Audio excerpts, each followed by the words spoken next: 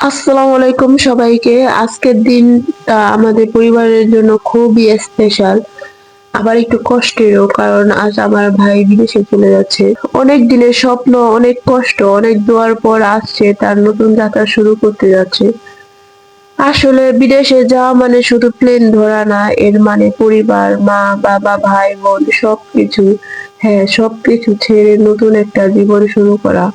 আসলে বোন হিসেবে তাকে ছাড়তে আমার খুবই কষ্ট হচ্ছে, কারণ আমার এই ভাইটার সাথে আমার অনেক স্মৃতি, অনেক হাসি, ঝগড়া, আনন্দ, অনেক কিছু মিশে আছে। তো সব স্মৃতি আজ চোখের সামনে ভেসে উঠছে।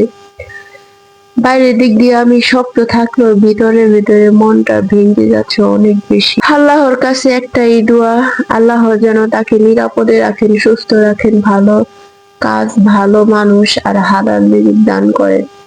যেখানেই থাকুক আল্লাহ যেন তাকে সব নিরাপদ থেকে হেফাজত করেন। বিদায় মানেই শেষ না, বিদায় মানে আবার নতুন করে ফিরে আসার অপেক্ষা। সবাই আমার এই ভাইয়ের জন্য দোয়া করবেন। अलविदा अलविदा